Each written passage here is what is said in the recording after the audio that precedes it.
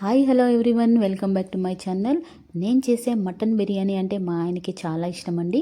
So అలా అని చెప్పి నేనేదో మటన్ బిర్యానీ ఎక్స్పర్ట్ అని అనుకోకుండా, నేనైతే మటన్ బిర్యానీ ఎక్స్పర్ట్ కాదు, కానీ మటన్ బిర్యానీ ఫ్యాన్ అయితే నేనైతేనండి. సో నాకైతే చాలా ఇష్టం. సో మీలో ఎంతమంది మటన్ బిర్యానీకి ఫ్యాన్స్ ఉన్నారో నాకు కమెంట్ చేయండి. సో నేనైతే ఇప్పుడు ఈజీ వేలో నేనైతే బిర్యానీ ఎలా చేసుకోవాలో చూపించానండి, చూడండి. సో నేనైతే 800 గ్రామ్స్ ఆఫ్ మటన్ తీసుకున్నాను. దాంట్లోకి కారం, ఉప్పు, పసుపు వేసేసి, అల్లం వెల్లుల్లి పేస్ట్ వేసేసి, కర్డ్ వేసానండి. వేసేసి బాగా మిక్స్ చేసుకోవాలి. సో ఈ ముక్కలకి మొత్తం మసాలా బాగా పట్టాలండి. సో ఇప్పుడైతే నేను పచ్చిమిర్చి వేసుకున్నాను. సో 2 పచ్చిమిర్చి తీసుకున్నాను. దాంట్లో కొత్తిమీర, పుదీనా వేసేసానండి. వేసిన తర్వాత నేనైతే ఇప్పుడు కొద్దిగా ధనియాల masala and garam masala and black pepper powder and mutton masala వేసాను. తర్వాత ఫ్రైడ్ ఆనియన్స్ని వేసుకున్నాను. లాస్ట్లో అయితే నేనైతే బిర్యానీ మసాలా కూడా వేసేసి బాగా మిక్స్ చేసుకోవాలి. సో దట్ మీకైతే ముక్కలకి బాగా పట్టి తినేటప్పుడు కూడా మీకు టేస్టీగా అనిపిస్తుంది. సో అది జ్యూసీగా కూడా ఉంటుంది. సో మీరైతే మిక్స్ కూడా బాగా చేసుకునేసి మ్యారినేట్ అయితే నైట్ అంతా చేసుకుంటే ఇంకా బాగుంటుందండి. సో మీకు ఎప్పుడైతే టైం లేకోకున్నప్పుడు నేను కూడా 3 అవర్స్ నేనైతే మ్యారినేట్ చేసుకున్నానండి. మీకు టైం ఉన్నట్లయితే నైట్ చేసుకుంటే ఇంకా సూపర్గా ఉంటుందండి బిర్యానీ. సో ఇలా నేనైతే కవర్తో ర్యాప్ చేసేసి ఇలా 3 అవర్స్ ఫ్రిడ్జ్లో పెట్టుకున్నానండి.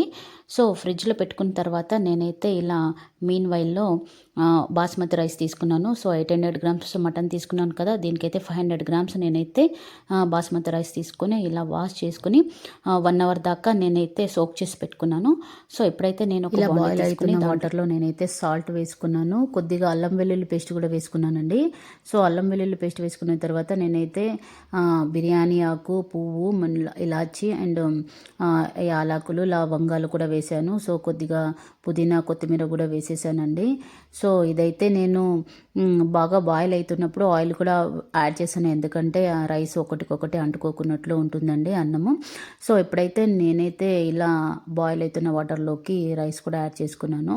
సో ఇలా రైస్ యాడ్ చేసినప్పుడు మీకైతే తెలిసిందే కదా, బిర్యానీ అంటేనే 80% దాకా కుక్ చేసుకోవాలి రైస్.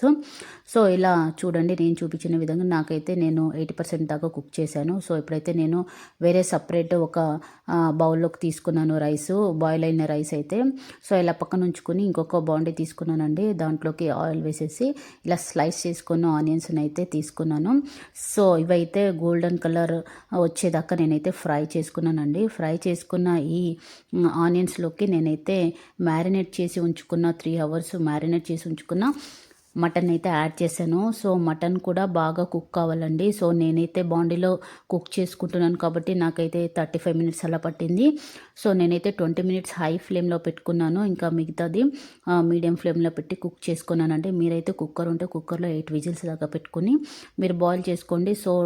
సో దట్ టైం కూడా మీకు కన్జ్యూమ్ అవుతుంది. సో టేస్ట్ కూడా బాగుంటుంది. సో ఇలా నేను మూత తీసి చూసి చూడండి, ఇలా ఆయిల్ కూడా పైకి తేలింది. సో ఇప్పుడైతే మనకి మటన్ అయితే బాగా కుక్ అయిందండి. సో మటన్ బాగా కుక్ అయిన తర్వాత నేనైతే ఇలా రైస్ యాడ్ చేసుకున్నాను. సో లేయర్గా రైస్ అయితే నేనైతే యాడ్ చేసుకున్నాను.